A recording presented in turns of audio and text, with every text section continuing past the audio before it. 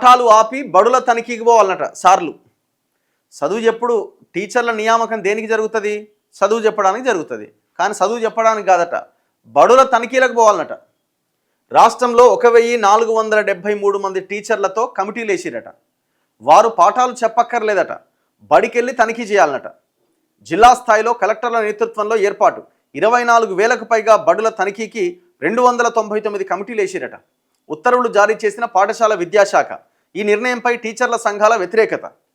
రాష్ట్రంలో ప్రభుత్వ స్కూళ్ల తనిఖీకి ఉపాధ్యాయులు కమిటీలు ఏర్పాటు కాబోతున్నాయి. కనీసం 10 ఏళ్ల అనుభవం కలిగిన ఉపాధ్యాయులను ఈ కమిటీలో నియమిస్తారు.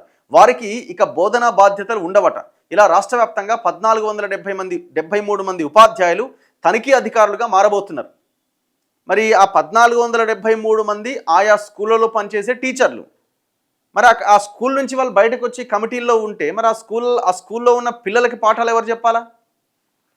ఇప్పటికే టీచర్ల కొరత ఉన్నది. రిక్రూట్మెంట్ స్టార్ట్ చేయరు మీరు. డిఎస్సీలు ఇవి టీచర్ టెస్టులు పెట్టరు.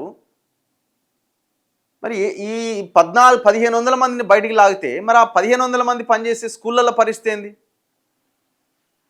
ఇది ఎక్కడిది? ఇప్పుడు మీరు ఎంక్వైరీ చేయడానికి ఆ స్కూళ్ళ పరిస్థితి ఎట్లా ఉంది అని తెలుసుకోవడానికి వీళ్ళు కావాల్సిన అవసరం ఉందా? ఇంకా వేరే ఆప్షనే లేదా? నవీన్ నికోలస్ ఆదివారం ఉత్తర్వులు ఇచ్చిరట. ప్రభుత్వ ప్రాథమిక, మాధ్యమిక, ఉన్నత పాఠశాలలు తనిఖీ చేసేందుకు 10 ఏళ్లకు పైబడి సీనియారిటీ ఉన్న ఉపాధ్యాయులతో కమిటీ ఏర్పాటు చేయాలని డీఈఓలను ఆదేశించారు. జిల్లా కలెక్టర్ నేతృత్వంలో జిల్లా స్థాయి తనిఖీ కమిటీల ఏర్పాటుకు మార్గదర్శకాలు విడుదల చేశారు.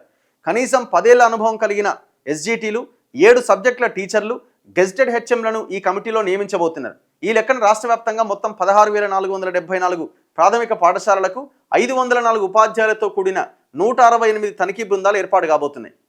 3,100 మాధ్యమిక పాఠశాలల తనిఖీకి 105 ఉపాధ్యాయులతో 35 బృందాలు, 4,672 ఉన్నత పాఠశాలల తనిఖీలకు 864 మంది ఉపాధ్యాయులతో 96 బృందాలు ఏర్పాటవుతాయి. ఆయా కమిటీలు 3 నెలల్లో 100 ప్రాథమిక, మాధ్యమిక, 50 ఉన్నత పాఠశాలల చొప్పున తనిఖీ చేయాల్సి ఉంటుంది. తనిఖీ కమిటీలకు ఎంపికైన వారు ఇక నుంచి బడులకు వెళ్లాల్సిన అవసరం ఉండదు. వీరంతా డిఈఓ, ఎంఈఓల పర్యవేక్షణలో పనిచేస్తారు. స్కూళ్ల తనిఖీ విధానంపై ఉపాధ్యాయ సంఘాలు మొదటి నుంచి వ్యతిరేకిస్తున్నాయి. అనేక స్కూళ్లలో ఉపాధ్యాయుల కొరత ఉన్నది. ఈ పరిస్థితుల్లో టీచర్లను బోధనకు దూరం చేస్తే ప్రమాణాలు తగ్గుతాయని ఆందోళన వ్యక్తం చేస్తుంది. మళ్ళీ వీళ్ళంతెవరు? ఎక్స్పీరియన్స్డ్ టీచర్స్ వీళ్ళంతా. ఆ స్కూల్ మీద, ఆ వ్యవస్థ మీద పట్టున్నటువంటి ఎక్స్పీరియన్స్డ్ వాళ్ళని ఎంపిక చేసుకుంటున్నారు మీరు. మరి ఇక స్కూళ్ళల్లో పరిస్థితి ఏంది? దీనికి వేరే ఆలోచన చేయండి, వేరే వాళ్ళని నియమించండి. దానికి టీచర్లే కావాల్సిన అక్కర్లేదు. అసలు రిక్రూట్మెంట్ స్టార్ట్ చేయండి ఫస్ట్.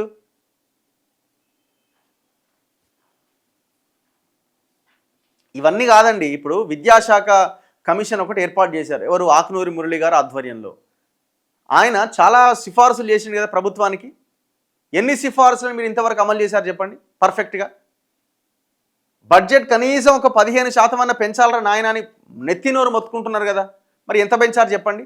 ఇవేం చెయ్యరు, రిక్రూట్మెంట్ చెయ్యరు, నియామకాలు చేపట్టరు, వాళ్ళు ఇచ్చిన కమిషన్లు వేస్తారు, కమిషన్లు ఇచ్చిన సిఫార్సులు అమలు చేయరు. ఇట్లాంటి నిర్ణయాలు తీసుకుంటారు.